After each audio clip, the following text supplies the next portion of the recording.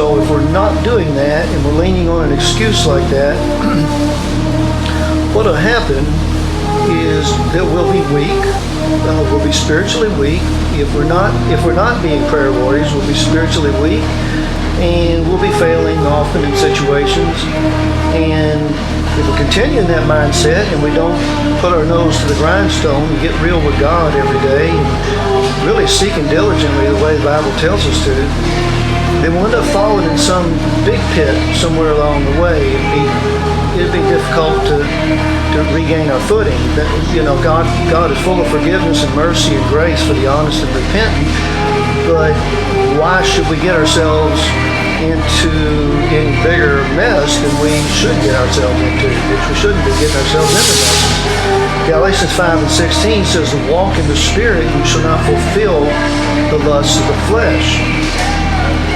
Ephesians 6 and 10, the Apostle Paul said, finally, brethren, be strong in the Lord and in the power of his might, and put on the whole armor of God, might be able to stand against the wiles of the devil.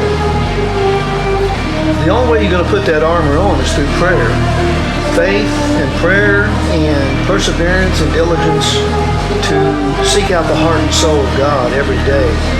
If we receive his Spirit, then we have his heart, his soul, and his mind available to us and access to that. But if we're not actively seeking him and being diligent in prayer and putting priority on prayer, putting time priority on prayer and seeking the Lord diligently and intercessing for others and things like that, then we're not going to be strong in the Lord, and we're not going to be walking in the power of his might, nor will we be able to stand against the wiles of the devil.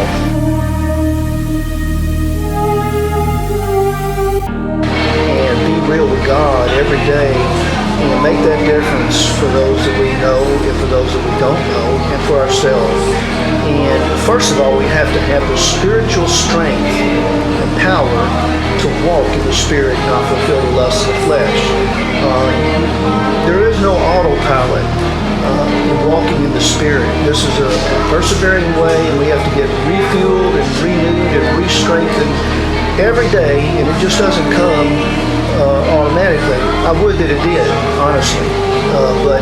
But at the same time, I love prayer. I love being that close to God and feeling the victory and feeling myself obtaining victory for others, and to feel myself obtaining defeat for Satan in circumstances and situations, even among nations and leaders and causes and things like that.